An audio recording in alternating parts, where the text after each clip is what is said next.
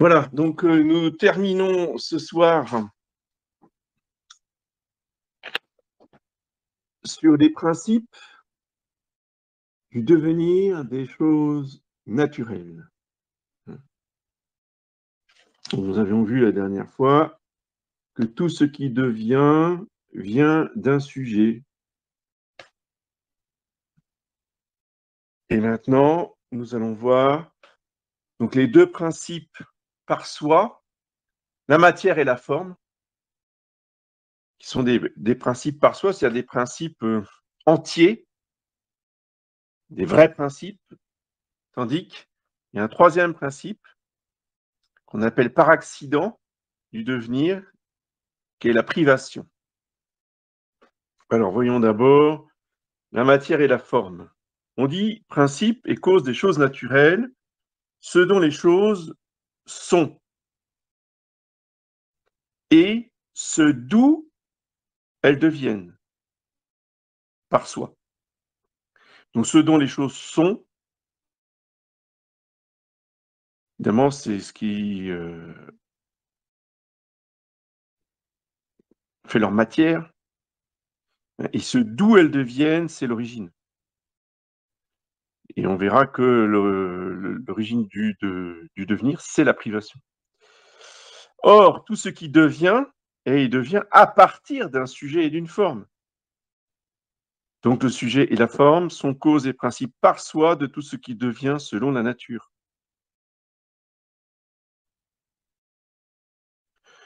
Que ce qui devient selon la nature devienne à partir d'un sujet et d'une forme, cela se prouve ainsi. Ce en quoi se résout la définition d'une chose sont les composants de cette chose. Or, la définition de ce qui devient selon la nature se résout dans un sujet et une forme. Car la définition de l'homme, musicien, se résout dans la définition de l'homme et dans la définition de musicien. Donc ce qui devient selon la nature est et devient à partir d'un sujet et d'une forme. Ainsi, la forme et le sujet sont principes par soi de ce qui devient selon la nature. Mais la privation, ou le contraire, est principe par accident. C'est-à-dire le contraire, rappelez-vous, hein, c'est le non-musicien qui est au point de départ. Le non-musicien, c'est la privation de musicien. Comme nous disons que le constructeur est par soi cause active de la maison, et que le musicien est cause par accident de la maison. Parce qu'il n'y a pas de relation directe entre le fait que l'architecte soit musicien et la construction de la maison. C'est ainsi que l'homme est cause par soi, comme un sujet de l'homme musicien, mais le non-musicien en est la cause et le principe par accident. La privation,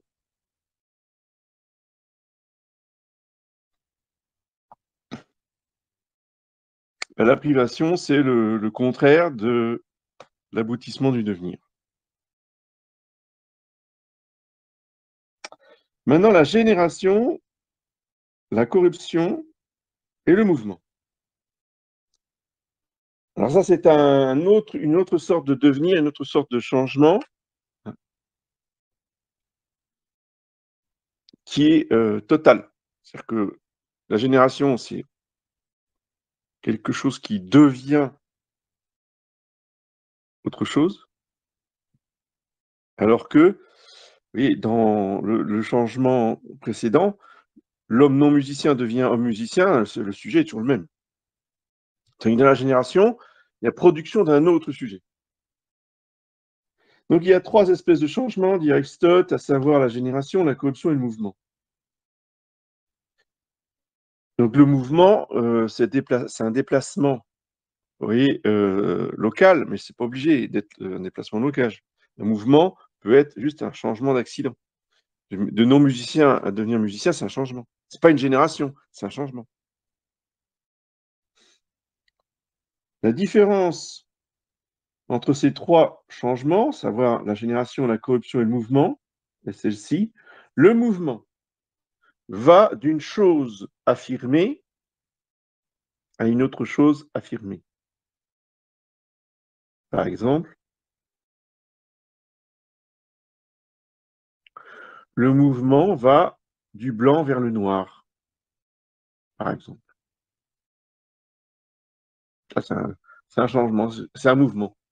La génération va d'une chose niée à une chose affirmée. Par exemple, au départ, le non-homme, celui qui n'est pas homme, et à l'arrivée, il y a un homme.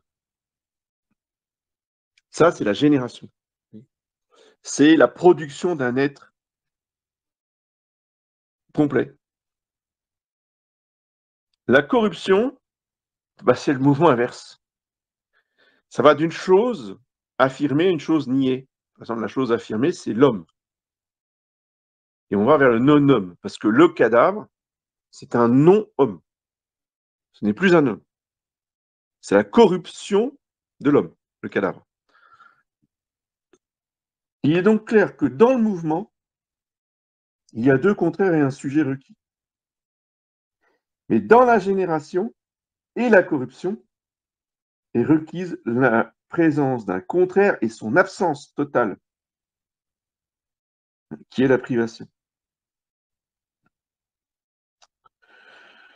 Alors, je n'insiste pas trop là-dessus. Vous pouvez de toute façon réécouter l'audio, mais voyez combien c'est précis. Voyez combien on va décrire le mouvement de manière extrêmement précise, avec des mots très précis, suivant qu'il s'agit d'un simple mouvement, ou suivant qu'il s'agit d'une génération, ou bien de son contraire, qui est la corruption. Et avec ces mots, avec ce langage, eh bien, on sait exactement de quoi on parle.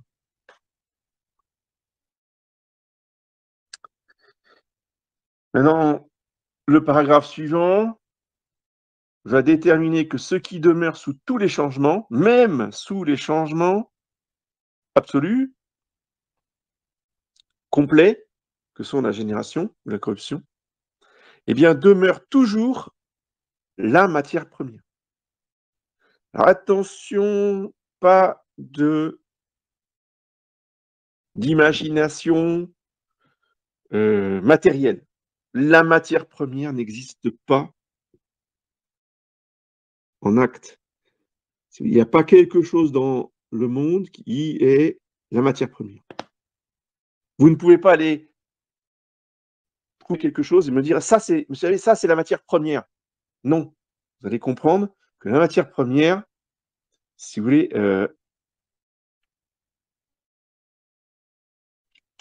elle est partout, mais elle n'existe nulle part. Vous allez comprendre à la fin. Aristote dit que la nature est premièrement sujette au changement. C'est-à-dire la matière première ne peut être connue par elle-même, puisque tout ce qui est connu par sa forme. Bon, alors je fais une petite parenthèse, parce que là, vous voyez, depuis 5 minutes, là, je vous parle de forme, et puis en fait, c'est peut-être pas très clair dans votre esprit, parce que c'est pas développé, c'est pas défini ici, ça sera peut-être fait plus tard, mais je veux le faire dès maintenant pour que vous ne soyez pas trop laissé sur votre faim. Donc la matière et la forme, c'est vraiment la doctrine d'Aristote. Donc en grec, la matière se dit il est et la forme se dit morphé. Donc la doctrine d'Aristote qui montre que toute chose est composée de matière et d'une forme s'appelle l'illémorphisme en français. Donc la matière, c'est ce qui constitue, si vous voulez, la partie corporelle solide de la chose. Bon, alors Aristote prend toujours des exemples dans son paganisme, mais bon, peu importe.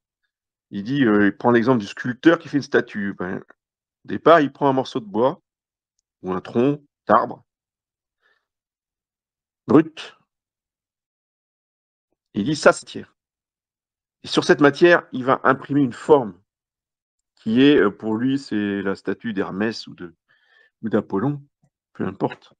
Admettez que c'est la Sainte Vierge. Chez chez le sculpteur catholique, c'est exactement la même chose. La matière, c'est le bois et la forme, c'est l'image ou la on va dire la en philosophie, on va dire la figure de la très sainte Vierge Marie que le sculpteur met dans le bois. Oui et cette figure de la très sainte Vierge Marie, c'est la forme. C'est ce qui fait que c'est une statue de la Sainte Vierge et pas un simple morceau de bois. Alors ce qui est vrai du sculpteur avec sa statue, eh bien, Aristote va le transposer dans la nature. Il va dire, par exemple, bon, bah, on va rester dans le bois. Hein. Vous avez un arbre, bon, bah, la matière de ces choses, c'est du bois. Et sa forme, bah, c'est le fait d'être un arbre. Vous voyez, etc., etc. La forme répond à la question qu'est-ce que c'est? Vous répondez c'est un arbre. Donc, la forme de cette chose, c'est d'être un arbre. Voilà. Je pense que je vais pas m'étaler plus, ça sert à rien de trop développer. Vous avez compris, je pense, le principe. Je répondrai à toutes vos questions si vous en avez, notez-les, hein, si vous avez des questions. Si vous n'avez pas compris, que vous voulez que je revienne après l'exposé, il n'y a aucun souci. Je pourrais vous donner des explications complémentaires. Donc,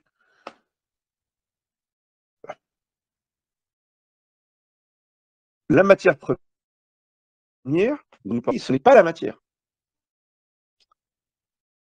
La matière, vous pouvez la toucher, vous la voyez, vous la sentez, vous sentez sa consistance, si c'est chaud, si c'est froid, si c'est du bois, c'est du fer, c'est du verre, voilà. Donc, mais la matière première, ce n'est pas ça. La matière première, dit Aristote, est considérée le sujet de toute forme. Elle est cependant connue selon l'analogie, c'est-à-dire selon la proportion. Ainsi, nous savons que le bois a quelque chose de plus que la forme du crayon ou du lit, car il est parfois sous forme et parfois sous une autre forme. Il est parfois sous une forme et parfois sous une autre forme. Puisque nous voyons que ce qui est de l'air parfois devient de l'eau, il faut dire que quelque chose existe sous la forme de l'air et parfois sous la forme de l'eau. Oui, alors là, on rentre vraiment dans des considérations philosophiques qui ne tombent pas sous l'expérience des sens. Là, on commence à monter d'un cran dans la réflexion philosophique.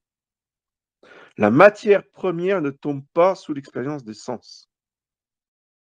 C'est déjà une première réflexion, une première pensée à partir de ce que nous expérimentons, oui, ben, nous comprenons qu'il y a quelque chose de commun sous la forme de l'eau, sous la forme de l'air, qui est un gaz, sous la forme de la neige, qui est un solide. Oui, vous avez trois choses, de l'eau, de l'air, de la neige, et sous ces trois choses, vous avez quelque chose de commun.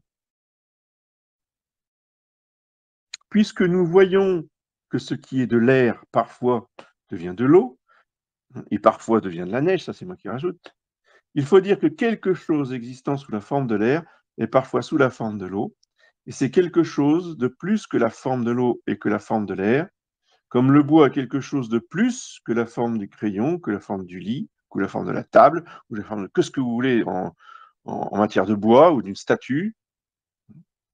Ce qui se rapporte aux substances naturelles elles-mêmes, comme la pierre se rapporte à la statue, le bois se rapporte au lit, et tout matériel informe à ce qui a de la forme, nous l'appelons la matière première.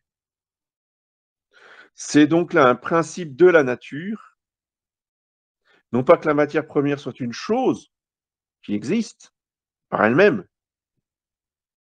comme un individu déterminé. Au contraire, elle est dite être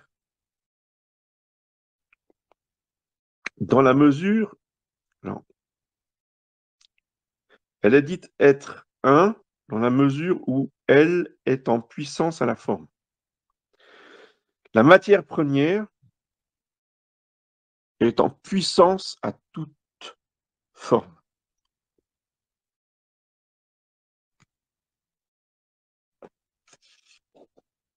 La matière qui est un être en puissance est ce à partir de quoi quelque chose devient par soi.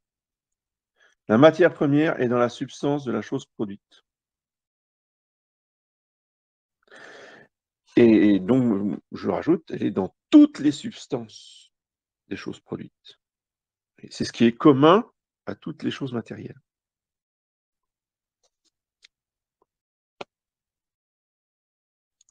La forme est quelque chose de divin. Alors ça, c'est Aristote qui s'exprime. Mais saint Thomas ne le contredit pas. Vous voyez, il ne dit pas que c'est faux. Donc c'est vrai.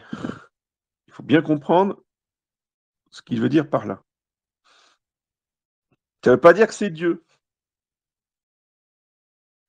Aristote n'est pas panthéiste. Contrairement à d'autres philosophes grecs, justement, qui ont considéré que Dieu était dans la matière. Aristote n'est pas panthéiste. Et c'est pourquoi il est si proche de la pensée chrétienne. Dieu n'est pas dans la matière. Mais les choses matérielles, lui ne parle pas de créature parce qu'il ne croit pas en Dieu créateur. Hein. Il dit que le monde a toujours existé depuis toute éternité. Mais il va observer que la forme des choses est quelque chose de divin. Car toute forme est une certaine participation de similitude à l'existence divine. On va dire, c'est vrai ça est-ce que c'est repris par les... Oui, tout à fait.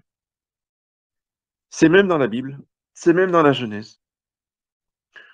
Alors, certes, ce n'est dit que pour l'homme. Mais ce n'est pas pour autant que ce n'est pas valable pour les autres créatures terrestres. L'homme étant l'image la plus parfaite de Dieu. Dieu a créé l'homme à son image et à sa ressemblance. Alors que pour les autres créatures, bon, après ça, c'est saint Thomas qui développe dans ses articles de la Somme, sur la prima part sur la création. Dieu a créé les autres créatures à son image, mais à une image évidemment bien moins ressemblante que l'homme. Mais au-dessus de l'homme, vous avez une image beaucoup plus ressemblante encore, ce sont les anges, qui sont de purs esprits comme Dieu. Donc au niveau de l'image, les créatures, si vous voulez, ressemblent de plus en plus à Dieu au fur et à mesure que vous montez dans l'échelle des êtres. Mais le simple fait d'être pour un caillou, dire quel rapport avec Dieu? Ah, quel rapport avec Dieu? Dieu est, le caillou est. Voilà. Le fait que les deux ont de l'être fait qu'ils se ressemblent d'une certaine manière. Donc vous voyez qu'elle est très éloignée, mais c'est pas pour ça qu'il n'y a pas une ressemblance. Donc la forme du caillou est quelque chose de divin, puisque il y a quelque chose, une certaine participation de similitude à l'existence divine.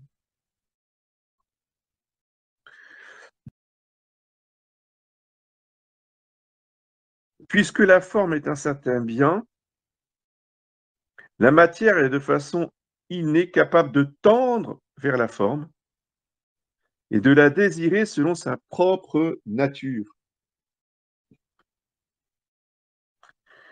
Et la matière est faite pour la forme, dit saint Thomas. Il n'y a pas de matière pour rien. C'est pour ça que je vous ai dit que la matière première, ça n'existe pas en acte. C'est pure puissance. La matière première, c'est un être de raison qui n'existe pas dans la réalité. Mais il y a bien quelque chose, si vous voulez, qui est commun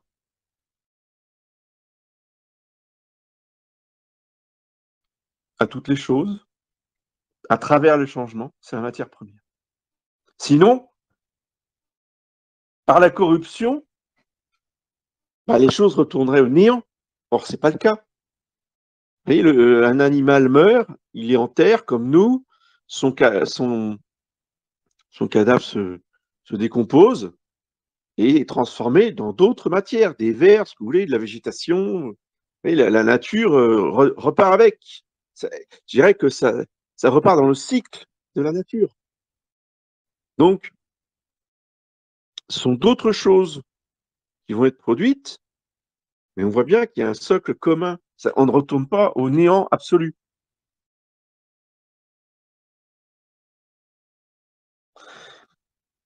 Et quand les choses sont, le côté matériel, oui, va se développer vers la forme parfaite. Même s'il ne l'atteint pas, il y a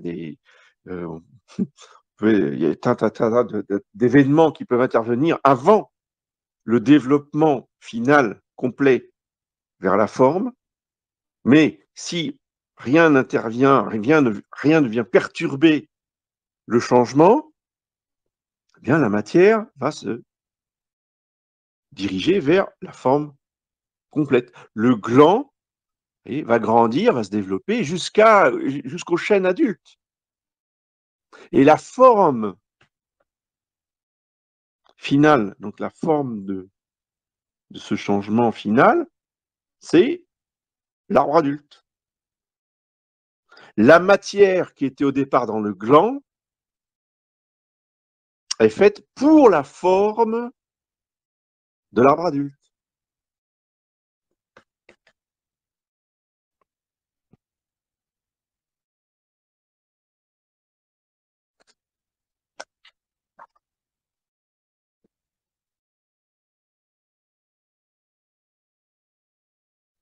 Donc il y a comme un appétit naturel de la matière vers la forme,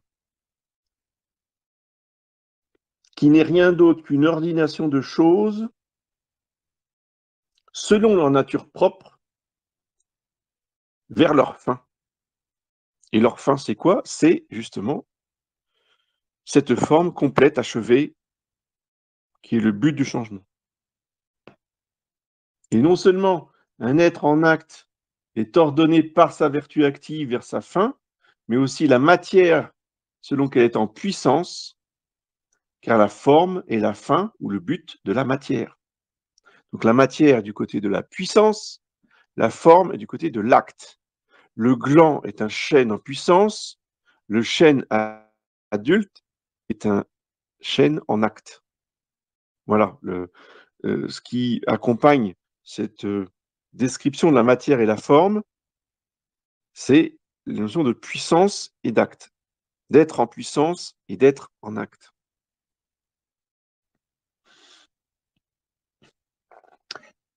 Dire que la matière désire la forme, ou a un appétit naturel vers la forme, n'est rien d'autre que de dire qu'elle est ordonnée à la forme, comme la puissance est ordonnée à l'acte.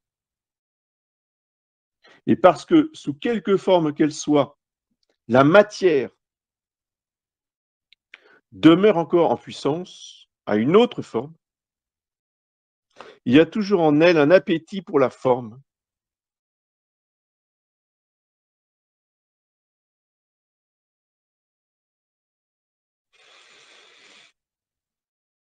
Et la matière première, en tant qu'elle est pure puissance, est commune à tous les êtres matériels, ne peut être ni engendrée ni corrompue. Ce qui est engendré et corrompu sont toujours des êtres en acte.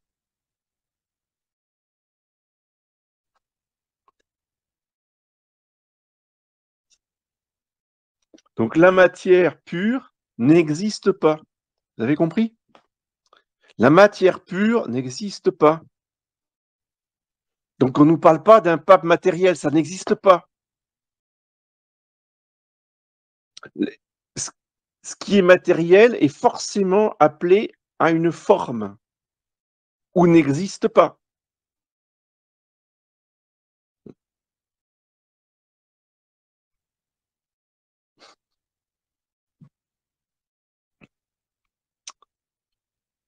Enfin, c'est un aparté, mais comprenez que là, il y a une relation directe, vous voyez, entre l'observation et la connaissance du réel, du changement, de la matière, de la forme, de la puissance, de l'acte, avec des théories complètement déconnectées justement de cette réalité. Si on reste dans la réalité, la matière seule n'existe pas. Hein, j'aurais bien insisté ce soir. Soit on est, soit on n'est pas. Mais on ne peut pas être uniquement matériel. C'est pas possible.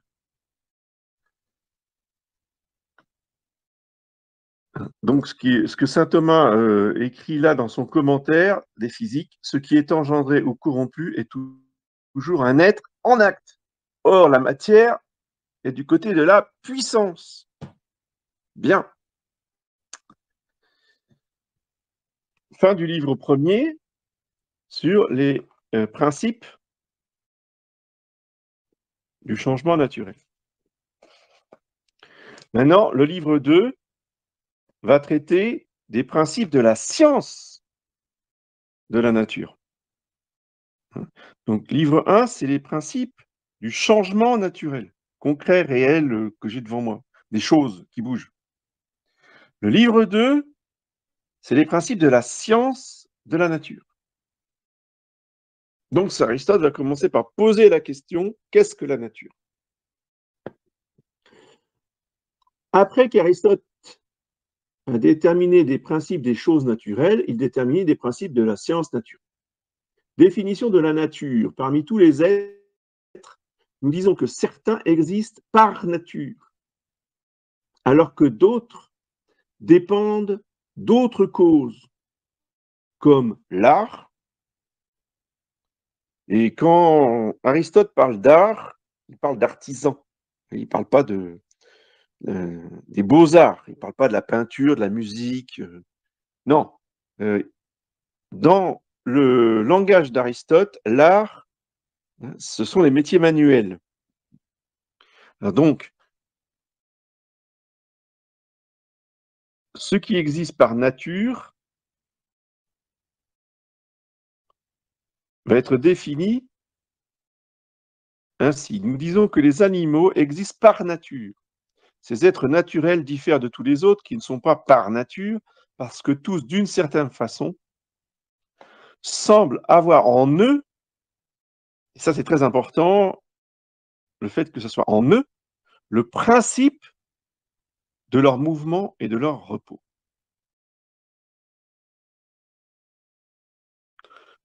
Et ce qui bouge tout seul, et ce qui décide de se reposer, c'est d'arrêter le mouvement tout seul, en lui-même, est quelque chose de naturel et de vivant. Ce mouvement peut être, selon le lieu, comme dans les corps lourds et légers, inanimés. Donc oui, voilà, c'est ça, c'est pas forcément des vivants, hein. Ça peut être des corps lourds et légers, hein, ou ce mouvement peut être selon la croissance ou la diminution, comme chez les animaux, les plantes. Ou encore, ce mouvement peut être selon l'altération, comme il se trouve dans les corps simples, la terre, l'eau, le feu et l'air. Et tous les autres êtres composés de ces corps simples. Mais les choses qui ne viennent pas de la nature comme un lit, un vêtement ou autre semblable, donc qui sont produits par l'art humain, c'est-à-dire par un artisan. Donc ces choses sont appelées artificielles, qui viennent de l'art, qui sont faites par l'art, artificielles, qui sont faites par l'art. Non, en elles-mêmes, le principe d'aucun changement.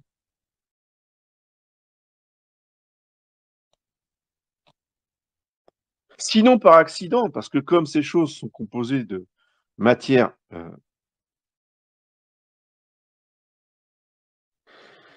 cette matière ou cette substance, des corps artificiels, sont des choses naturelles. Le bois, quelque chose de naturel, donc le bois va se corrompre. Mais c'est pas en tant que lit qu'il va se corrompre, c'est en tant qu'il est en bois. Oui. Le lit en lui-même n'a pas le principe de sa corruption. C'est le bois qui a le principe de sa corruption. En effet, il arrive aux choses produites par l'art d'être faites de fer ou de pierre, et de cette façon,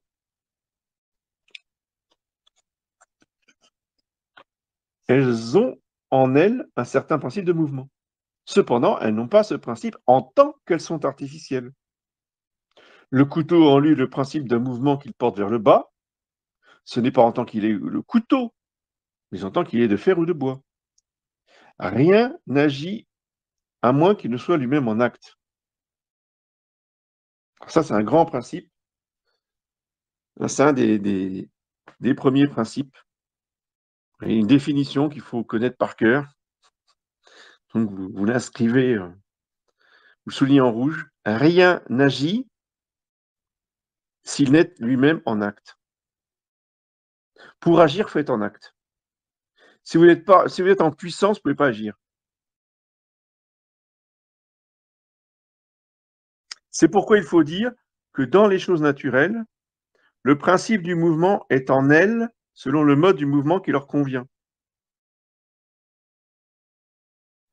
Les choses auxquelles il convient de mouvoir ont en elles le principe actif de ce mouvement. Parce que dans les choses qui bougent, il y a les moteurs et il y a les mobiles. Le moteur, c'est ce qui donne le mouvement, le mobile, c'est ce qui reçoit le mouvement. D'accord? Donc, les choses auxquelles il convient de mouvoir ont en elles le principe actif de ce mouvement. Les choses auxquelles il convient d'être mu ont en elles le principe passif de ce changement. Il y a un principe actif, c'est ce qui donne le mouvement, et il y a un principe passif, c'est ce qui reçoit le mouvement, et qui permet de bouger. Hein. S'il y a un principe passif, c'est pas pour rester complètement inerte. Hein. Qui dit passif ne dit pas inerte, c'est deux choses différentes. Qui dit passif dit que on bouge, mais pas par soi-même, mais par un mouvement reçu d'un autre.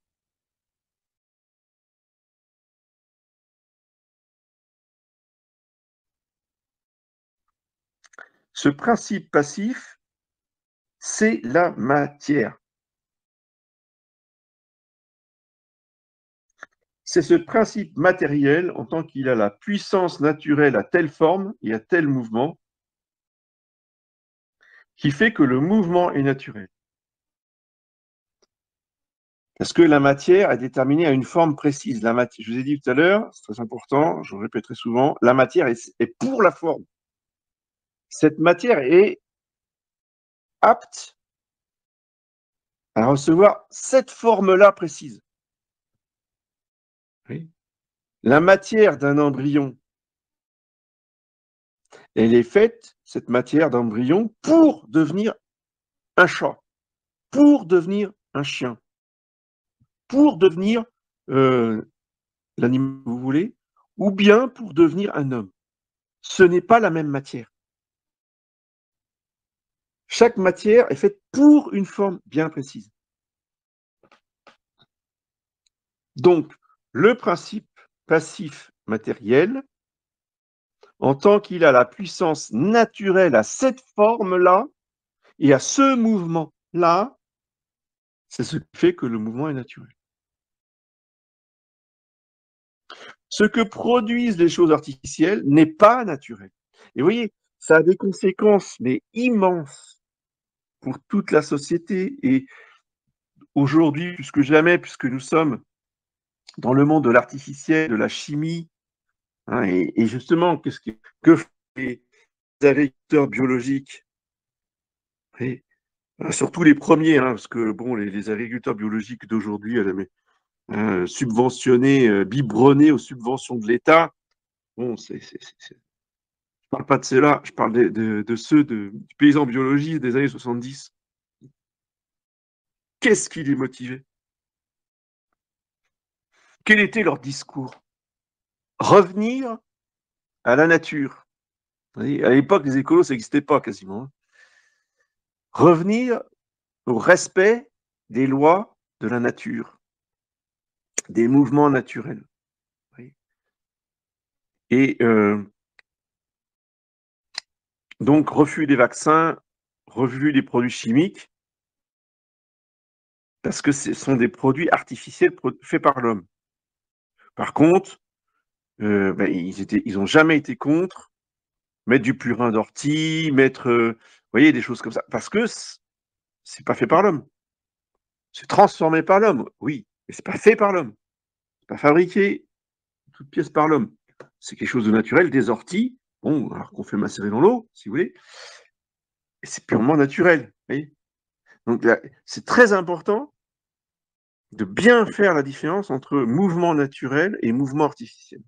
Déjà, Aristote, vous voyez, nous donne tous les principes pour comprendre cette différence qu'il y a entre les mouvements naturels et les mouvements artificiels.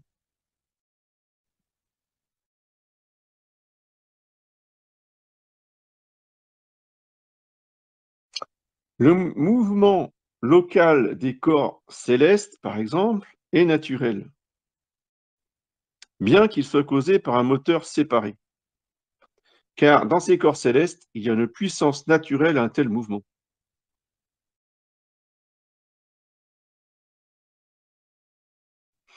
Aristote formule ainsi la définition de la nature. La nature n'est rien d'autre que le principe premier et par soi du mouvement et du repos, principe premier et par soi du mouvement et du repos, principe intrinsèque, c'est-à-dire intérieur, à la chose dans laquelle il est.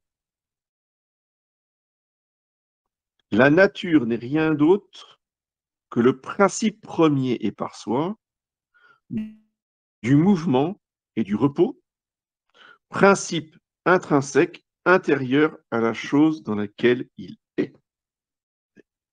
Avec ça, vous avez une définition parfaite de ce que c'est que la nature. Et avec ça, vous pouvez discerner parfaitement ce qui est naturel de ce qui n'est pas naturel. Maintenant, Aristote va définir ce que sont les choses selon la nature. Aristote dit que avoir une nature, cela se dit des choses qui ont en elles-mêmes le principe de leur mouvement. Tels sont les sujets de la nature. Car la nature est sujet selon que la nature se dit de la matière, et elle est dans un sujet selon que la nature se dit de la forme. Donc la nature est sujet quand on parle de la matière, et la nature est dans un sujet quand on parle de la forme. Aristote dit que selon la nature, l'expression selon la nature doit se dire autant des sujets dont l'existence est attribuable à la nature que des accidents qui existent en eux en tant qu'ils sont causés par un principe naturel. Donc, cette conception de la nature s'applique aussi bien aux substances qu'aux accidents, dans la mesure où, dit Aristote, les accidents sont produits, sont causés par un principe naturel, et non pas par un principe artificiel humain. Ainsi, être porté vers le haut pour le feu, ou bien l'air chaud, ce n'est pas la nature elle-même, ni quelque chose qui est à la nature. C'est un accident causé par la nature. Le fait de s'élever pour le chaud, c'est un accident des substances chaudes, mais ce n'est pas la nature. C'est un accident causé par la nature. Alors, vous voyez que c'est ultra, ultra précis. Hein. Dire, on décortique la réalité, mais au moins, on sait de quoi on parle. Et c'est très reposant finalement. Une fois qu'on a passé la barrière de la difficulté de l'expression, c'est très reposant pour l'intelligence. Parce que on est dans le réel, on est dans le vrai, on dit bah oui, effectivement, ouais, il a raison, c'est ça, c'est ça, ça rejoint l'expérience quotidienne. Et donc, il y a plus de fatigue, il y a plus de, on se tord pas l'esprit, vous voyez. Alors qu'avec la philosophie moderne, là, on a vraiment des migraines avec les philosophes modernes, tandis qu'avec Aristote, c'est reposant. Voilà. Alors, je ne veux pas faire du bourrage de crâne, c'est pas le but. Je vais arrêter là pour ce soir. Je pense qu'on a vu quand même pas mal de choses hein, sur la nature, la matière, la forme, le changement, hein, la génération, la corruption. Très important, la définition de l'action. Rien n'agit qui n'est soi-même en acte. Et définition de la nature. La nature n'est rien d'autre que le principe premier et par soi du mouvement et du repos, principe intérieur à la chose dans laquelle il est. Voilà. Est-ce qu'il y a des questions?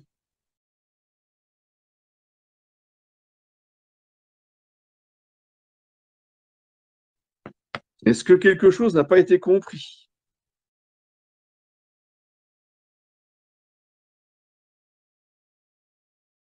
Il n'y a aucune question idiote. Toute question, par définition, est philosophique, donc intelligente.